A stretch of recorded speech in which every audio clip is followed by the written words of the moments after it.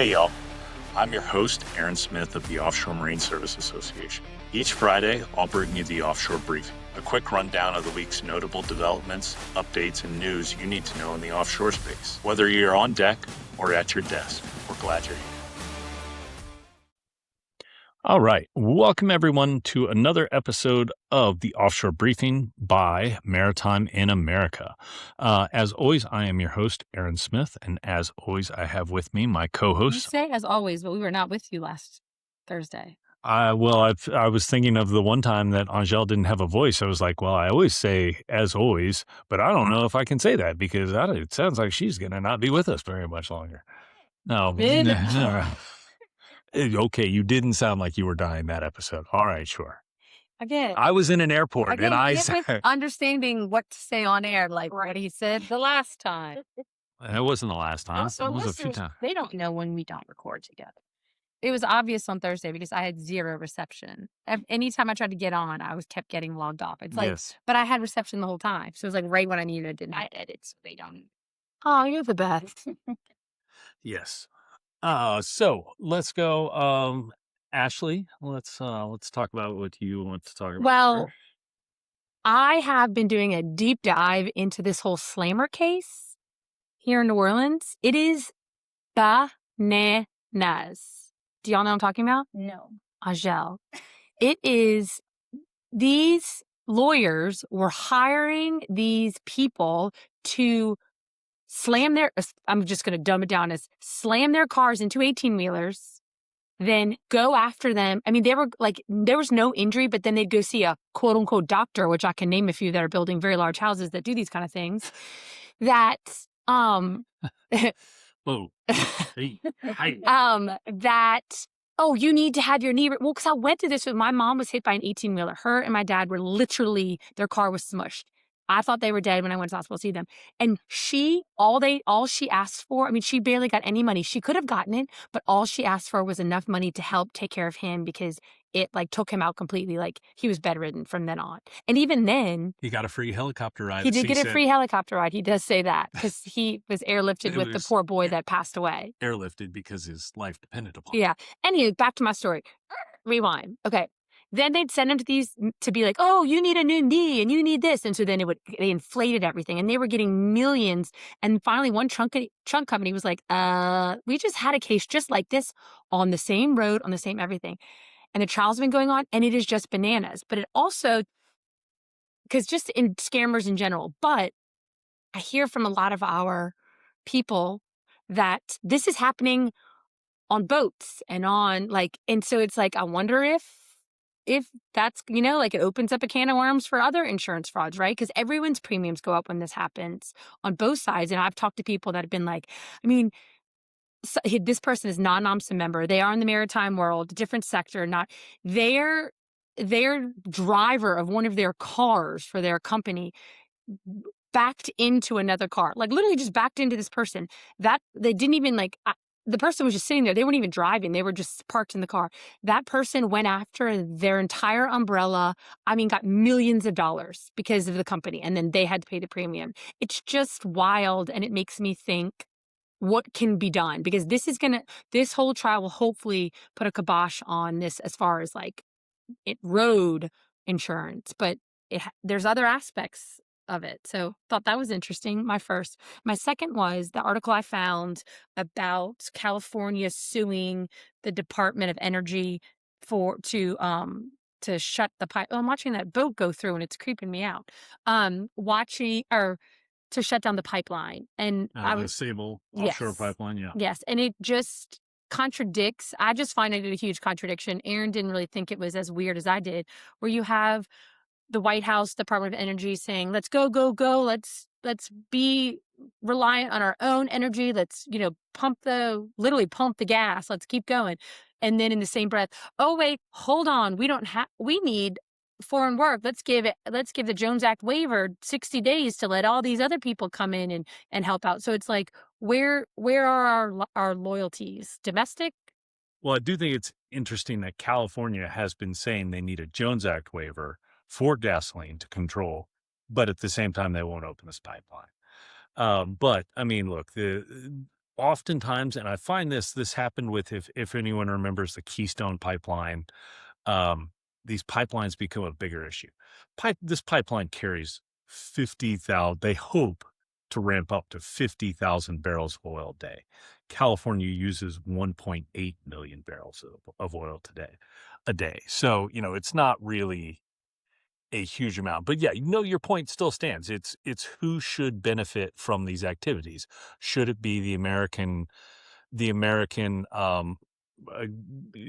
the American public who pays for these things and who gets the work, or should it be corporations that then get a benefit and maybe lower the cost? Yeah, it just seemed like reading the article, it just seemed with how deep we've been going into the unnecessary need for the Jones Act waiver when they're not even using it for Jones Act work, they're using it for other stuff. It just seems interesting to me the difference in the two. That's all. Mhm. And if my simple mind can pick up on this, anyone's mind should be picking up on No, this. that's not true. But I know. Did what you hear him compliment me, Angel? I did. Toot toot. uh I thought you were going to go somewhere different with this, because I thought you were going to go that you noticed this because in the article, I saw the same article, and I noted that it talks about the Las Flores Canyon import facility, Okay. which is where the oil pipeline comes in from the Santa Barbara platforms. Okay. Um, Have we been there? well, I was going to bring this up Is it where I because threw up on the side of the road because I was so car sick? no, um, Las Flores Canyon, the Flores Canyon onboarding or onshoring facility is not actually in Las Flores Canyon. Las Flores Canyon is where Duke's Malibu is, where we've stopped. Remember, we stopped on the drive up. It's right below Pepperdine, right below Nobu. Oh, Yeah, that's actually, because I thought you would remember yeah. that. Oh, That's Las yes. Flores Oh, Canyon. Pepperdine is another college I was thinking of. Yeah. So, but it's actually the Las Flores Canyon facility is actually north of Santa Barbara, Oh. kind of where. Do they want to hire us? Because I'd love to do that. So yeah, I thought that's what you were going to talk about this. It was going to end up in a talk about Nobu and No, we didn't. You didn't let me go to Nobu that time. that time. Well, no, I've never been to Nobu. And then we tried to go to Nobu in The other one. LA, and that didn't work out. And I've never been to the Nobu here because I just don't want to go anymore because I don't want to go into the stupid casino because I don't believe in gambling because I work too hard for my money. I believe in spending my money on travel and alcohol and good food and concerts. So what I wanted to talk about today was there was actually a report that came out just today from GAO, Government Accountability Office. Never heard of it. And I gotta say, I have a lot of respect for the GAO analysts. Every one of them I've ever worked with, including on this study, have been very professional. They absolutely dropped the ball in this study. They are repeatedly referring to the top line of the study, which says that 80% of the vessels used in offshore wind have been U.S. flagged. If that sounds right to anyone around this table, you haven't listened to me at all for the last 4 years. So do you know, in their study, they broke it down, and it shows actually that GAO just took developers' word for it. When developers said, hey, I could save $1 if I use a foreign flag vessel with, Filipino mariners that make $30 a day, or a U.S. vessel where I actually have to pay a living wage to people. Now, I could tell that to GAO, or I could tell GAO, oh, I just couldn't find a U.S. vessel available, and pretend this is the Jedi mind trick and these aren't the droids you're looking for. GAO just took whatever the developer said as bold-faced truth. And so to get to the 80% number, the number one class of vessels that was used, anyone have a guess what type of vessel it was? Just like when you asked me about planes. OSV, OSVs, CTVs will know this is about our industry. The number one type of vessel found in this study was fishing vessels. But That's how they get to the 80%. Fishing vessels. that doesn't surprise me, though. In the They've done this before. not the U.S. government, though. That's the problem. Are you sure? Yes. I feel like we have fought with them about this, too, because God bless America. So in the GAO study, in pre-construction, it lists that they used 23 U.S. flag research vessels, 19 foreign flag research vessels, 31 U.S. flag fishing vessels, OSVs, 9 U.S., 2 foreign. Other doesn't say what that is, 5 U.S., 1 foreign. MPSVs, 3 U.S., 2 foreign. Tugboats, 3 U.S., 0 foreign. CTVs, 1 0. Barges, 1 0. So, those research vessels, all of which we have in U.S. flag. It said, they don't have the laboratories on board U.S. vessels. The laboratories are in a box. They're in a PAM. You just take it off one and put it on the other. Right. Fishing vessels, those have a crew of 2. They don't count. Then you move on, and they have during the turbine installation phase, fishing vessels 46, foreign 0. And quote unquote fishing vessels, could that be, what is the limit for that? They use the developers use them as guard vessels. What they do. No, I'm saying is like, could that be like a legit fish? Like they're like a shrimper? They're fishing vessels. Yes, Okay. they are. Now, a fishing vessel is not certificated to work in anything else. Right. They don't meet subchapter L. They don't meet subchapter. So it shouldn't be in there. Yeah. But then OSVs, there were 35 during these 3 projects, 1 foreign. Again, there shouldn't be any foreign OSVs. We have tugboats, everything else, MPSVs. There was foreign MPSVs. There were foreign WTIVs. That completely makes sense. There were 3 subsea rock installation vessels. The report, barely touches upon that. The only reason there were is because the other side would not abide by the Jones Act on the pristine seabed lawsuits. But then you also move over to the cable phase, and here it gets even worse. During the cable laying phase, there were 21 U.S. flag tugboats that were used, 7 foreign tugboats that were used, 2 foreign flag other vessels, 12 fishing vessels, 12 U.S. flag fishing vessels, 11 barges, 10 cable laying vessels. There weren't 10 cable laying vessels. A lot of those are barges. A lot of those were MPSVs that they called cable layers, and 3 MPSVs. So what this shows, 1, American Clean Power has said that they would use, of the 25 classes of vessel, 23 would be U.S. 1, that's been proven to be a lie here because it's shown. 2, the only way you get to the 80% vessel is when you throw in a bunch of very small ancillary vessels that should not count, that are not doing actual offshore work. And that's the only way you can get to the 80% level. So I got to say, this is a huge miss on the part of GAO. This product should not have been put out. No. So, yeah. But what was the last study they did, the GAO? There have been some others. The last study they did, I think, was kind of cuckoo too. And it was wasn't it about mariner shortage, maybe? That was MARAD. That was, and that one was flawed as well. But so I remember you ranting about that one too. Was my rant incorrect on that? No, but you got to rant about it. All right, Angel, what do you have? Well, it's funny that you were mentioning so many acronyms, because guess what game we're playing today? Guess the acronym. Okay, I got you. I also have my computer up in front of me, so there's that. Well, don't cheat. I will. So I'll give you 3 and a bonus. And we'll start off easy. Everyone, and let me give you the rules. So I will say the acronym, and both of you will give me the your guesses. I'll tell you the answer. We'll move on. All right. Okay. KK. Yep. All right. First one. ROV. Something offshore vessel. I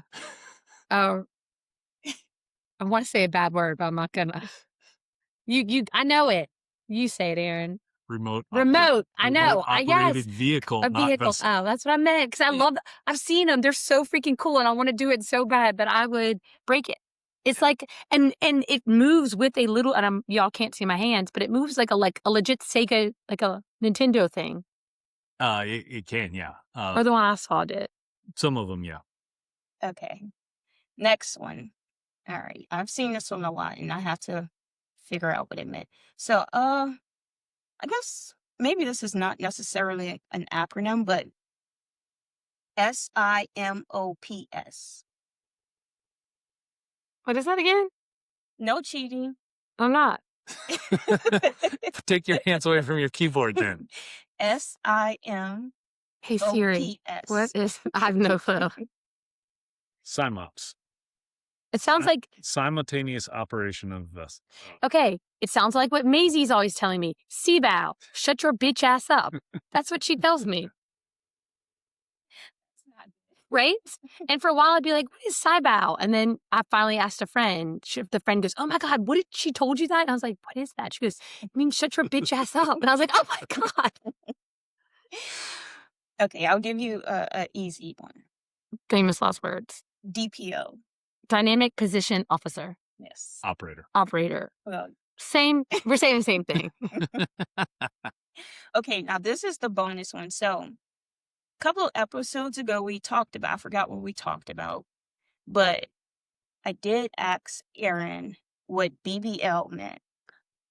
Not Got a it, Brazilian got butt lift. Because I saw that in one of the articles I was reading and I didn't know what it meant. It means So- Brazilian butt lift. Is that your final answer, Ashley? No, because we talked about it. Billion barrels. Yes. Also, Brazilian butt lift. We're saying the same thing. So, fun fact, the abbreviation BBL, it comes from the early days of oil industry or the industry, because originally they were called blue barrels because Pennsylvania oil producers used them and painted them to distinguish that. I And think then I it turned actually to stuff- randomly knew that. Really? I didn't know any of that. 'Cause That's we've- interesting. I swear that would be a random thing for me to know, but I swear I did. Oh, and I'm sorry, I did want to mention actually something important. So, Tomorrow's my birthday. oh, That was tomorrow, going to be my final part of this.